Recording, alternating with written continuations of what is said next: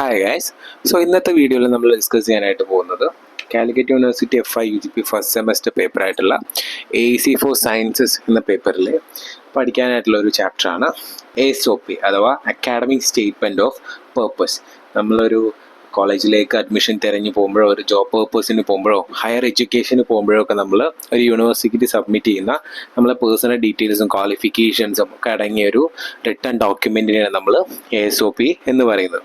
അതിന് എഴുതുമ്പോൾ ശ്രദ്ധിക്കേണ്ട കാര്യങ്ങൾ, അതിൻ്റെ ഒരു മോഡലും അതേപോലെ തന്നെ അതിന് എക്സാമ്പിളും അത് പറഞ്ഞുകൊണ്ട് അത് എഴുതുമ്പോൾ ഫോളോ ചെയ്യേണ്ട കുറച്ച് നോംസ്, റൂൾസ്, റെഗുലേഷൻസ് ഒക്കെ കുറിച്ച് പറഞ്ഞുകൊണ്ടുള്ള ഒരു സെക്ഷനാണ് നമ്മളിന്ന് ഡിസ്കസ് ചെയ്യാനായിട്ട് പോകുന്നത്. നമുക്ക് ടെക്സ്റ്റിലെ ലൈൻ ബൈ ലൈൻ ആയിട്ട് തന്നെ പോവാം. നിങ്ങൾക്ക് എന്ത് ചെയ്യാം, ടെക്സ്റ്റും ഒപ്പം എടുത്തിട്ട് വായിക്കാം, ഡീറ്റെയിൽ ആയിട്ട് കാര്യങ്ങൾ മനസ്സിലാവും. എന്താണെന്ന് വെച്ചാൽ നമ്മൾ ഒരു 50% പഠിച്ചാലാണ് ഒരു 25% മനസ്സിലേക്ക് കയറുള്ളൂ. ഒരു 100% പഠിച്ചാലേ 50% മനസ്സിലാവുള്ളൂ. അതുകൊണ്ടാണ് ഞാൻ ലൈൻ ബൈ ലൈൻ ആയിട്ട് നിങ്ങൾക്കെല്ലാം പറഞ്ഞു തരുന്നത്. ഷോർട്ടാക്കി തരേണ്ടത് ഞാൻ ഷോർട്ടാക്കി തരാറുണ്ട്. പക്ഷേ ഇതൊക്കെ ഒന്ന് എന്ത് ചെയ്യാം, നിങ്ങൾ മനസ്സിലാക്കി വെച്ചാൽ മതി. എന്നിട്ട് എന്ത് ചെയ്യുക, ഇത് മിക്കവാറും നിങ്ങൾക്കൊരു 10 മാർക്ക് ക്വസ്റ്റ്യൻ ആയിട്ട് ഡെഫിനറ്റ് ആയിട്ട് ചോദിക്കാൻ സാധ്യതയുള്ള ഒരു ക്വസ്റ്റ്യൻ തന്നെയാണ്. ഒരു 99% ക്വസ്റ്റ്യൻ ഇത് തന്നെയാവും essay ക്വസ്റ്റ്യൻ എന്ന് പറയുന്നത്. എന്ത് ചെയ്യുക, ഇതിൻ്റെ ചിലപ്പോൾ നിങ്ങൾക്ക് 2 രീതിയിലാണ് ഇത് ക്വസ്റ്റ്യൻ വരിക. ഒന്നല്ലെങ്കിൽ ASOP എന്താണ്, ASOPന്റെ റൂൾസ്, റെഗുലേഷൻസ്, അതേപോലെ തന്നെ ചെയ്യുമ്പോൾ ശ്രദ്ധിക്കേണ്ട കാര്യങ്ങൾ, ഇതൊക്കെ ആയിട്ട് ചോദിക്കാം. അല്ലെങ്കിൽ നിങ്ങളോട് ഡയറക്റ്റ് ആയിട്ട് ഒരു ASOP എഴുതാനായിരിക്കും പറയുക. ഓക്കെ, നമുക്ക് നോക്കാം. What is an ASOP? An academic statement of purpose is a crucial component of a graduate school application. It is a written document where you persuasively articulate your academic and professional aspirations and explain how the program you are applying to align with these aspirations. Aspirations means your future goals. Okay. An academic statement of purpose is a crucial component of a graduate school application. അപ്പോൾ നമ്മൾ graduate എന്ന് പറയുന്നത് നമ്മൾ degree ആവശ്യത്തിന് വേണ്ടിയിട്ട് നമ്മളൊരു കോളേജിനെ സമീപിക്കുമ്പോൾ അവർക്ക് നമ്മൾ സമർപ്പിക്കേണ്ട ഒരു റിട്ടേൺ ഡോക്യുമെന്റിനാണ് നമ്മൾ ASOP എന്ന് പറയുന്നത്. It is a written document where you persuasively articulate your academic and professional aspirations. ഡോക്യുമെന്റിൽ എന്തൊക്കെ ഉണ്ടാവുക, നമ്മളെ പേഴ്സണൽ ഡീറ്റെയിൽസും നമ്മളെ അക്കാഡമിക് ഡീറ്റെയിൽസും നമ്മൾ ഇതുവരെ പഠിച്ച കോഴ്സുകളെ കുറിച്ചും അതിൻ്റെ ഏരിയകളെ കുറിച്ചും സബ്ജക്റ്റുകളെ കുറിച്ചും അതേപോലെ തന്നെ നമ്മൾ പേഴ്സണൽ ഡീറ്റെയിൽസും ഒക്കെ വെച്ചുകൊണ്ട് നമ്മൾ എഴുതുന്ന റിട്ടേൺ ഡോക്യുമെന്റിന് നമ്മൾ എന്ത് പറയുന്നത്, ASOP എന്ന് പറയുന്നത്. Okay, and explain how the program you are applying to align with these aspirations. എന്താണ് നമ്മൾ എന്തുകൊണ്ടാണ് ഈ പ്രോഗ്രാം ചൂസ് ചെയ്തത്, എന്തുകൊണ്ടാണ് നമ്മൾ ഈ ആപ്റ്റ് ആയത്, നമ്മൾ ഈ ASOP വായിച്ചു കഴിഞ്ഞാൽ ആ ഇൻ്റർവ്യൂവർക്ക് മനസ്സിലാവണം. അതിന് വേണ്ടിയിട്ടാണ് നമ്മൾ എന്ത് ചെയ്യുന്നത്, ഒരു ASOP റൈറ്റ് ചെയ്യുന്നത്. Let's move into the purpose of an ASOP. What is the purpose? What the purpose is doing by ASOP? The SOP is your opportunity to present yourself to admission committee, showcasing your academic background, research interest, and reason for choosing a particular program and institution. നമ്മൾ എന്ത് ചെയ്യണം, നമ്മളെക്കുറിച്ചുള്ള ഒരു detail തന്നെ ഒരു return document നമ്മളുടെ മുന്നിലിരിക്കുന്ന ഭരണാധികാരികൾക്ക് എഴുതി കൊടുക്കുന്ന ഒരു റിട്ടേൺ ഡോക്യുമെന്റാണ് നമ്മൾ SOP എന്ന് പറയുന്നത്. അതിൽ എന്തുണ്ടാവും, നമ്മൾ അക്കാഡമിക് ഡീറ്റെയിൽസ്, നമ്മുടെ ആസ്പിരേഷൻസ്, റിസർച്ച് കോൺട്രിബ്യൂഷൻസ്, നമ്മുടെ പേഴ്സണൽ ഡീറ്റെയിൽസ്, അതേപോലെ തന്നെ എന്തുണ്ടാവും, എന്തുകൊണ്ട് ഈ പെർട്ടിക്കുലർ പ്രോഗ്രാം ചൂസ് ചെയ്തു. ഇപ്പോൾ MSc കമ്പ്യൂട്ടർ സയൻസ് ആണെങ്കിൽ അല്ലെങ്കിൽ MSc മൈക്രോബയോളജി ആണെങ്കിൽ എന്തുകൊണ്ട് ആ കോഴ്സ് ചൂസ് ചെയ്തു, എന്തുകൊണ്ട് ആ പെർട്ടിക്കുലർ യൂണിവേഴ്സിറ്റിയിൽ ആ കോഴ്സ് ചൂസ് ചെയ്തു. ഇതിനുള്ള ആൻസർ എന്തെങ്കിലും ഉണ്ടാവണം, നമ്മളെ അക്കാഡമിക് സ്റ്റേറ്റ്മെന്റ് ഓഫ് പേർപ്പസിൽ നമ്മൾ പറഞ്ഞിരിക്കണം. ഓക്കെ, ഇനി significance. The ASOP plays a decisive role in your application by giving clear insight into your academic journey and research interest. എന്തുകൊണ്ടാണ് അക്കാഡമിക് സ്റ്റേറ്റ്മെന്റ് ഓഫ് പേർപ്പസ് അത്ര significant ആയിട്ടുള്ള ഒരു കാര്യമായിട്ട് മാറുന്നത്? ഫസ്റ്റ് തന്നെ നോക്കുക, gives a clear insight to academic journey and research interest. ഇപ്പോൾ നിങ്ങളെക്കുറിച്ച് ഇതുവരെ കണ്ടിട്ടില്ലാത്ത ആളുകളാണ് എന്ത് ചെയ്യുന്നത്, നിങ്ങളെ ഒരു അഡ്മിഷന് വേണ്ടി ക്ഷണിച്ചിരിക്കുന്നത്. അപ്പോൾ എന്ത് ചെയ്യാം, നിങ്ങളെ ഒരു ചോദിക്കുന്നതിന് പകരം നിങ്ങൾ ഒരു റിട്ടേൺ ഡോക്യുമെന്റ് ASOP കണ്ടാൽ തന്നെ നിങ്ങളുടെ ഏരിയയോ നിങ്ങളുടെ റിസർച്ച് ഇൻട്രസ്റ്റും ഫേവറേറ്റ് ടോപ്പിക്കും ഫേവറേറ്റ് സബ്ജക്റ്റും ഒക്കെ എന്ത് ചെയ്യാം, അവർക്ക് മനസ്സിലാക്കിയെടുക്കാൻ പറ്റും. ഓക്കെ, അതാണ് അതിൻ്റെ ഒരു റോൾ എന്ന് പറയുന്നത്. Highlighting your unique skills and qualities thereby distinguishing you from other applicants. ഈ ASOPയിൽ എന്തും കൂടെ ഉണ്ടാവും, നിങ്ങളുടെ എക്സ്ട്രാ സ്കിൽസ്, ആ ടോപ്പിക്കിൽ എന്തുകൊണ്ടാണ് നിങ്ങൾ സ്കിൽഡ് ആയിട്ടുള്ളത്, അതേപോലെ തന്നെ എന്തുകൊണ്ട് നിങ്ങൾ മറ്റുള്ള കാൻഡിഡേറ്റ്സിൽ നിന്ന്, വേറെ കാൻഡിഡേറ്റ്സ് ഉണ്ടാവും സെയിം കോഴ്സിന്, അപ്പോൾ എന്തുകൊണ്ട് നിങ്ങൾ മറ്റുള്ളവരിൽ നിന്ന് വേറിട്ടിരിക്കുന്നു, ഇതിനുള്ള ആൻസർ എന്ത് നൽകും, നിങ്ങളെ ASOP കൊടുക്കും. And evaluating how well you align with the program's goals and the faculty's areas of expertise.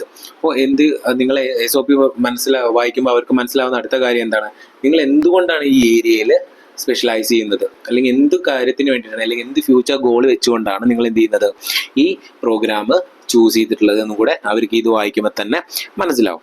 And next, demonstrating your ability to communicate effectively in an academic setting. So നിങ്ങളുടെ language abilities അവർക്ക് എന്ത് ചെയ്യാൻ പറ്റും, മനസ്സിലാക്കാൻ പറ്റും. നിങ്ങളുടെ communication skills അവർക്ക് മനസ്സിലാക്കാൻ പറ്റും. And it showcasing your critical thinking faculty by reflecting on your experience and articulating your future plans. അപ്പോൾ നിങ്ങൾക്ക് എന്ത് ചെയ്യാം, നിങ്ങളുടെ കരിയറിനെ കുറിച്ചുള്ള കാര്യങ്ങൾ നിങ്ങൾ തന്നെ പോർട്രേ ചെയ്ത് എഴുതുമ്പോൾ നിങ്ങളുടെ ക്രിട്ടിക്കൽ തിങ്കിങ് എബിലിറ്റി എന്ത് ചെയ്യാൻ പറ്റും, നിങ്ങളുടെ മുന്നിൽ ഇരിക്കുന്നവർക്ക് മനസ്സിലാക്കാൻ പറ്റും. എന്തുകൊണ്ട് ഈ പെർട്ടിക്കുലർ ചൂസ്, എന്താണ് ഇതിൻ്റെ ഫ്യൂച്ചർ ഗോൾ എന്നൊക്കെ നിങ്ങളോട് ചോദിച്ചു കഴിഞ്ഞാൽ എന്ത് ചെയ്യാം, നിങ്ങളെ ASOP അത് പറഞ്ഞിരിക്കണം. ഓക്കെ, ഇനി ഒരു ASOP എഴുതുമ്പോൾ നമ്മൾ നിർബന്ധമായിട്ട് ഉണ്ടായിരിക്കേണ്ട കോമ്പോണൻസ്, അതിൽ ഉള്ളിൽ വേണ്ട ഒരിക്കലും ഒഴിവാക്കാൻ പറ്റാത്ത വസ്തുക്കൾ എന്ന് പറയില്ല, അല്ലെങ്കിൽ പോയിന്റ്സ്, അതാണ് നമ്മൾ ഇനി പറയാൻ പോകുന്നത്. The first one is introduction and academic interest. എന്ത് ചെയ്യണം, നമ്മളൊരു നല്ല ഇൻട്രൊഡക്ഷൻ കൊടുക്കണം. നമ്മൾ അക്കാഡമിക് ഇൻട്രസ്റ്റ്, ഏത് കോഴ്സിനെ കുറിച്ചാണ് നമുക്ക് അഡ്മിഷൻ എടുക്കേണ്ടത്, ഏത് കോഴ്സിലാണ് നമ്മൾ അഡ്മിഷൻ എടുക്കാൻ പോകുന്നത് എന്നുള്ള കാര്യങ്ങളൊക്കെ വൃത്തിയായിട്ട് എഴുതി വെക്കണം. Begin by introducing yourself and elaborating your academic interest. എങ്ങനെയാണ് തുടങ്ങേണ്ടത്, നിങ്ങളെ മൈന്യൂട്ടായിട്ടൊന്ന് ഇൻട്രൊഡ്യൂസ് ചെയ്ത് കൊടുക്കുക. എന്നിട്ട് നിങ്ങളുടെ അക്കാഡമിക് ഇൻട്രസ്റ്റ്, നിങ്ങളുടെ എഡ്യൂക്കേഷണൽ ഇൻട്രസ്റ്റ്, നിങ്ങൾ ചൂസ് ചെയ്യാൻ പോകുന്ന കോഴ്സിൻ്റെ ഇൻട്രസ്റ്റ് ഏരിയനെ കുറിച്ച് അവിടെ ഒന്ന് പറഞ്ഞു കൊടുക്കാം. Briefly explain how you became interested in your field and why you want to pursue a graduate degree in it. ഈ പാരഗ്രാഫിൽ തന്നെ എന്ത് ചെയ്യുക, നിങ്ങൾ എന്തുകൊണ്ടാണ് ഈ പെർട്ടിക്കുലർ ഡിഗ്രി ചൂസ് ചെയ്തത്, എന്ത് സ്കോപ്പ് വെച്ചിട്ടാണ്, എന്ത് ഗോൾ വെച്ചിട്ടാണ് നിങ്ങൾ ഈ പെർട്ടിക്കുലർ ഡിഗ്രി ചൂസ് ചെയ്തത് എന്നുള്ളത് നിങ്ങൾക്ക് അവിടെ പറഞ്ഞു കൊടുക്കാം. This section should set the stage for the rest of your statement, offering a clear view into your motivations and aspirations. ഈ പാരഗ്രാഫ് എന്ത് ചെയ്യണം, നിങ്ങളുടെ ഫ്യൂച്ചർ ഗോൾസിനെ കുറിച്ചിട്ട്, നിങ്ങളുടെ മോട്ടിവേഷൻസിനെ കുറിച്ചിട്ട്, നിങ്ങളുടെ ആസ്പിറേഷൻസിനെ കുറിച്ചൊക്കെ ഒരു ഓവറോൾ ഐഡിയ നമ്മൾ ഇൻട്രൊഡക്ഷൻ പാരഗ്രാഫ് കൊടുക്കണം. ഓക്കെ, അപ്പോൾ ഇതിൽ പറഞ്ഞാൽ എന്ത് മാത്രമേ ഉള്ളൂ, നിങ്ങളുടെ പേഴ്സണൽ ഡീറ്റെയിൽസ് കൊടുക്കുക, എന്തുകൊണ്ടാണ് ആ പെർട്ടിക്കുലർ സബ്ജക്റ്റ്, ഇപ്പോൾ MSc കമ്പ്യൂട്ടർ സയൻസ് ആണെന്നുണ്ടെങ്കിൽ, MSc ജോഗ്രഫി ആണെന്നുണ്ടെങ്കിൽ എന്തുകൊണ്ട് നിങ്ങൾ ആ കോഴ്സ് ചൂസ് ചെയ്തു, അത് നമ്മൾ അവിടെ പറഞ്ഞു കൊടുക്കണം. ദെൻ നെക്സ്റ്റ് പാരഗ്രാഫിൽ വരുന്നതാണ് academic journey and skill development. Okay, elaborate your academic background including relevant coursework, research, lab work and any significant project. അപ്പോൾ നെക്സ്റ്റ് ആയിട്ട് നിങ്ങൾ പേഴ്സണൽ ഡീറ്റെയിൽസും നിങ്ങളെ കോഴ്സ് ഇൻട്രസ്റ്റ് ഒക്കെ പറഞ്ഞു കഴിഞ്ഞാൽ നെക്സ്റ്റ് ആയിട്ട് ചെയ്യേണ്ട കാര്യം എന്ന് പറയുന്നത് എന്താണ്, നിങ്ങൾ അക്കാഡമിക് ബാക്ക്ഗ്രൗണ്ട്, നിങ്ങൾ എഡ്യൂക്കേഷണൽ ബാക്ക്ഗ്രൗണ്ട് ഉണ്ടാവില്ല, ഇതുവരെ പഠിച്ച കോഴ്സുകൾ, അതിൻ്റെ പെർസെൻറ്റേജ്, എസ്പെഷ്യലി എക്സ്പെർട്ടൈസ് ചെയ്ത ഏരിയകൾ, ഇതൊക്കെ എന്ത് ചെയ്യുക, കോഴ്സ് വർക്കുകൾ ഉണ്ടെങ്കിൽ അതിനെക്കുറിച്ച് പറയുക, എന്തെങ്കിലും ഗവേഷണ പരിചയം ഉണ്ടെങ്കിൽ, ലാബ് വർക്ക് ഉണ്ടെങ്കിൽ ഇതൊക്കെ എന്ത് ചെയ്യുക, നെക്സ്റ്റ് പാരഗ്രാഫിൽ എഴുതി കൊടുക്കുക. Okay, emphasise the skills you have acquired through these expertise such as critical thinking, data analysis or technical expertise.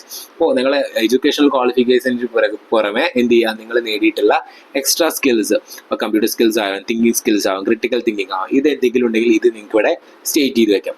നിങ്ങൾക്ക് എന്ത് ചെയ്യാം, നല്ലൊരു റൈറ്റർ ആണെന്നുണ്ടെങ്കിൽ ഇത് നിങ്ങൾക്ക് അവിടെ സ്റ്റേറ്റ് ചെയ്ത് വെക്കുന്നതാണ്. ഓക്കെ, നെക്സ്റ്റ് പാരഗ്രാഫിൽ വരേണ്ടതാണ് എന്ത്, റിസർച്ച് എക്സ്പീരിയൻസ്.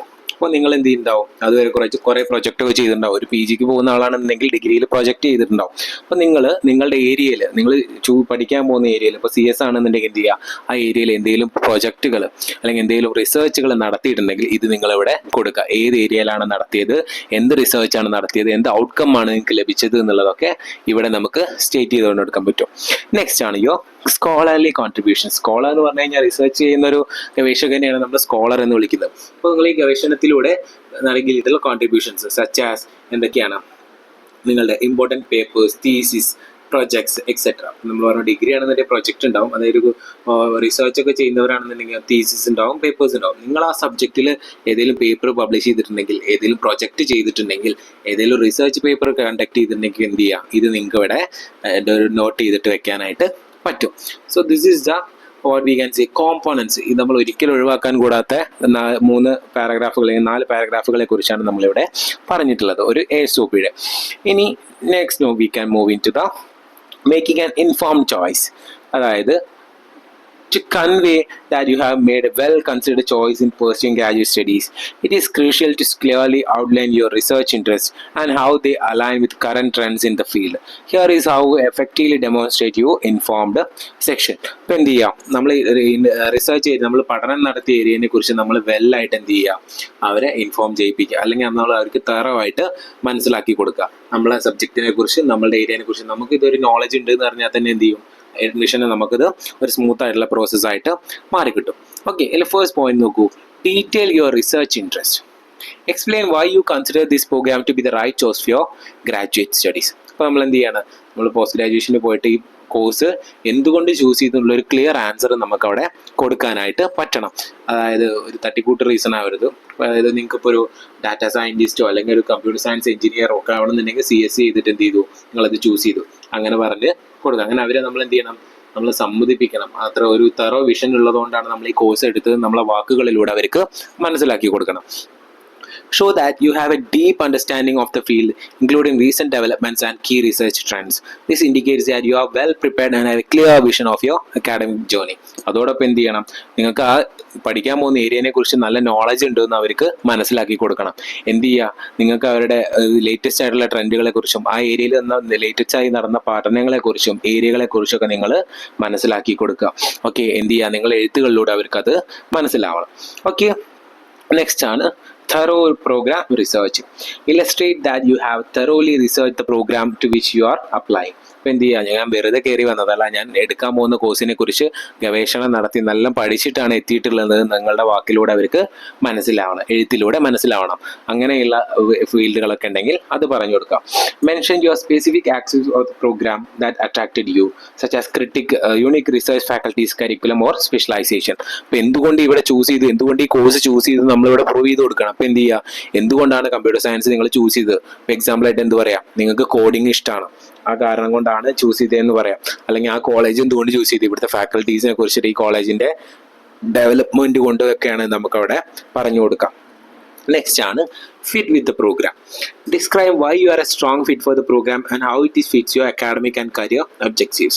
So എന്തുകൊണ്ടാണ് നിങ്ങൾ ഈ പ്രോഗ്രാമിന് പെർഫെക്റ്റ് ഫിറ്റ് എന്നവർക്ക് മനസ്സിലാക്കി കൊടുക്കുക. 100ഓളം കാൻഡിഡേറ്റ്സ് ഉണ്ടാവും, ഇതിൽ നിന്ന് ഏറ്റവും കൂടുതൽ ഫിറ്റ് ആയത് നിങ്ങൾ എങ്ങനെയാണെന്ന് നിങ്ങൾ തന്നെ പ്രൂവ് ചെയ്ത് കൊടുക്കണം. അതായത് നിങ്ങൾക്ക് എന്ത് ചെയ്യാം, നിങ്ങളുടെ എക്സ്ട്രാ സ്കിൽസ് ഈ കോഴ്സ് സബ്ജക്റ്റിലുള്ള നിങ്ങൾക്ക് പ്രൂവ് ചെയ്ത് കൊടുക്കാം. നിങ്ങൾക്ക് എക്സ്ട്രാ റീഡിങ് എബിലിറ്റീസ് ഉണ്ടെങ്കിൽ ആ കോഴ്സിനെ കുറിച്ച് അത് അവിടെ കാണിച്ചു കൊടുക്കാം. ഇതിലൂടെ നിങ്ങൾക്ക് എന്ത് മനസ്സിലാവണം, നിങ്ങളാണ് ഈ പെർഫെക്റ്റ് ഫിറ്റ് എന്ന് ഇന്റർവ്യൂവർക്ക് മനസ്സിലാക്കി കൊടുക്കണം. Okay, programme features and opportunities. എന്ത് ചെയ്യുക, നിങ്ങൾ ചെയ്യാൻ പോകുന്ന പ്രോഗ്രാമിൻ്റെ ഫീച്ചേഴ്സിനെ കുറിച്ചും അല്ലെങ്കിൽ പ്രത്യേകതകളെ കുറിച്ചും അതിൻ്റെ സ്കോപ്പിനെ കുറിച്ചും അതേപോലെ തന്നെ റിസർച്ച് ഓപ്പർച്യൂണിറ്റീസിനെ കുറിച്ചൊക്കെ നിങ്ങൾക്കൊരു അറിവുണ്ടായിരിക്കണം. അതേപോലെ തന്നെ ഇത് ചെയ്തു കഴിഞ്ഞാൽ നിങ്ങൾ എത്താൻ പോകുന്ന മേഖലയെക്കുറിച്ചും നിങ്ങൾക്ക് എന്തൊക്കെ ഓപ്പർച്യൂണിറ്റീസ് ആണ് ഭാവിയിൽ ഈ കോഴ്സ് കഴിഞ്ഞാൽ കിട്ടുന്നതിനെ കുറിച്ചും നിങ്ങൾക്കൊരു ബോധം ഉണ്ടായിരിക്കണം. And next is supportive environment. Include information about what you value in graduate program environment, such as support of first year students, access to specialized resources or opportunities for professional career development. This shows that you are looking for the program that will provide a well-rounded support system. അപ്പോൾ എന്ത് ചെയ്യുക, നിങ്ങളൊരു support system build ചെയ്തിട്ടുണ്ട് എന്ന് നിങ്ങൾക്ക് മനസ്സിലാക്കാം. നിങ്ങളുടെ പഠനകാലം തൊട്ടേ നിങ്ങൾ ഫസ്റ്റ് ഇയർ സ്റ്റുഡൻസിനായാലും ഇപ്പോൾ സപ്പോർട്ട് കൊടുത്തിട്ടുണ്ടാവും. എന്ത് ചെയ്യുക, ഒരു സപ്പോർട്ടിങ് മൈൻഡ് ഉള്ള ആളാണ് നിങ്ങൾ എന്ന് മനസ്സിലാക്കി കൊടുക്കുക. എല്ലാവരും എന്ത് ചെയ്യണം, എല്ലാവരും സപ്പോർട്ട് ചെയ്ത് പഠിച്ചു വന്ന ഒരാളാണ് നിങ്ങൾ തറവായിട്ട് മനസ്സിലാക്കി കൊടുക്കണം. അതെന്ത് ചെയ്യും, നിങ്ങളെ പ്രൊഫഷണൽ ആൻഡ് കരിയർ ഡെവലപ്മെന്റിനെ നല്ലതായിട്ട് ബാധിക്കും. നിങ്ങളൊരു ഗുഡ് ക്വാളിറ്റി ആയിട്ട് അവർ കണക്കാക്കുള്ളൂ. Okay, professional aspirations.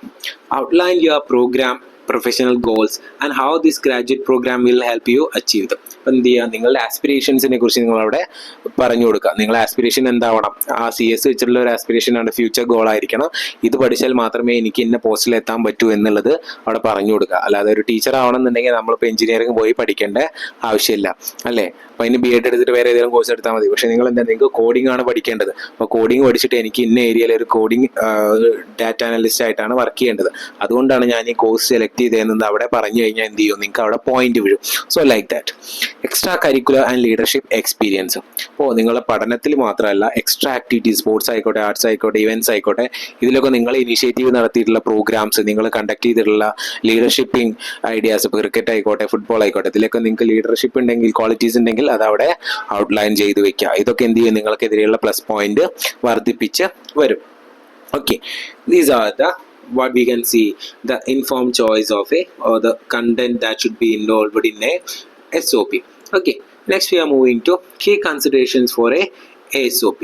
Okay, attention to instructions. Carefully follow the specific guidelines provided by the program. എന്ത് ചെയ്യുക, നമ്മൾ അപ്ലൈ ചെയ്യുമ്പോൾ ആ യൂണിവേഴ്സിറ്റി പ്രിസ്ക്രൈബ് ചെയ്തിട്ടുള്ള അല്ലെങ്കിൽ എഡ്യൂക്കേഷണൽ ട്രസ്റ്റ് പ്രിസ്ക്രൈബ് ചെയ്തിട്ടുള്ള റൂൾസ് ആൻഡ് റെഗുലേഷൻസ് ഉപയോഗിച്ച് മാത്രം നിങ്ങൾ SOP തയ്യാറാക്കുക.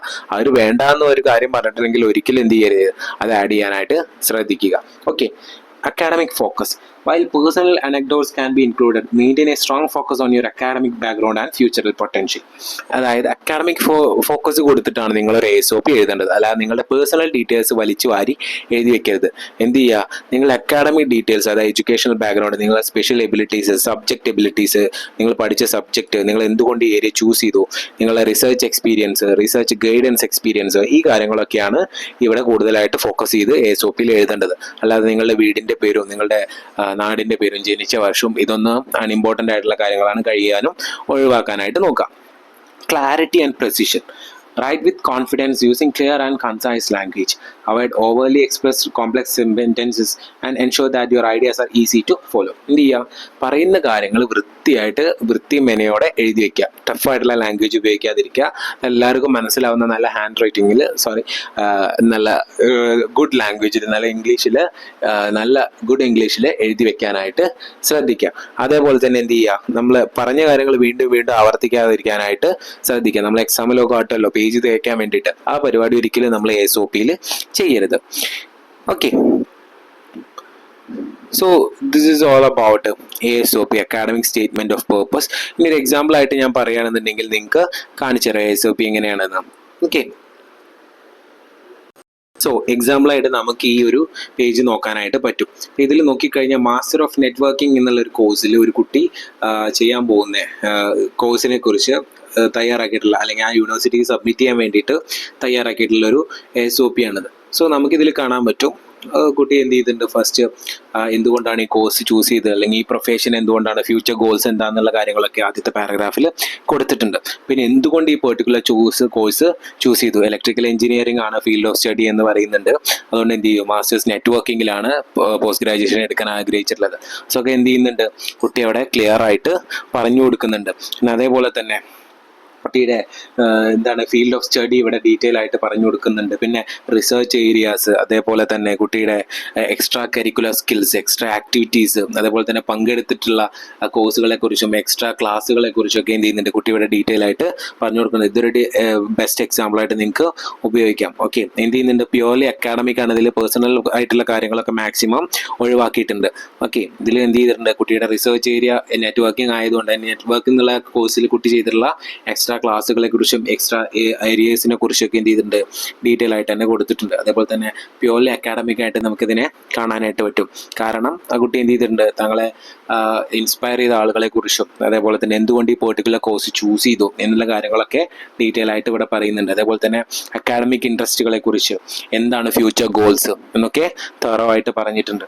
ഓക്കെ, സോ നിങ്ങൾ എന്ത് ചെയ്യുക, ഇതും കൂടെ ഒന്ന് വായിച്ചു നോക്കുക. ഈ ക്ലാസ് കേട്ടതിന് ശേഷം നിങ്ങൾക്കത് ഒരു ASOP തയ്യാറാക്കി നോക്കാം. നിങ്ങളൊരു ഫ്യൂച്ചർ കോഴ്സിന് പോകുന്നതായിട്ട് സങ്കല്പിച്ചിട്ട് ക്വസ്റ്റ്യൻ സ്വയം ഉണ്ടാക്കുക, ക്വസ്റ്റ്യൻ എന്നിട്ട് ആൻസർ ചെയ്ത് നോക്കാം. സിമ്പിളാണ്, ഈസി ആയിട്ട് 10 മാർക്ക് വാങ്ങാവുന്ന ഒരു ക്വസ്റ്റ്യൻ ആണ്. എന്ത് ചെയ്യാം, നിങ്ങളിപ്പോൾ വേറെ ഒരു പുറത്തൊരു മാസ്റ്റർ കമ്പ്യൂട്ടർ സയൻസോ അല്ലെങ്കിൽ ജിയോളജിയോ കോഴ്സിന് ചെയ്യാൻ പോകുന്നുണ്ട് മാസ്റ്റേഴ്സ്. അപ്പോൾ നിങ്ങൾ ഇതുവരെയുള്ള എഡ്യൂക്കേഷണൽ ബാക്ക്ഗ്രൗണ്ട് വെച്ച് നിങ്ങളൊരു അക്കാഡമിക് സ്റ്റേറ്റ്മെന്റ് പേർപ്പസ് തയ്യാറാക്കുന്നതായിട്ട് മനസ്സിൽ കണ്ടിട്ട് ഇതും കൂടെ കേട്ടിട്ട് എന്ത് ചെയ്യാം, ഇതേപോലെ ഒന്ന് തയ്യാറാക്കി നോക്കാം. ഈസിയാണ്. ഓക്കെ.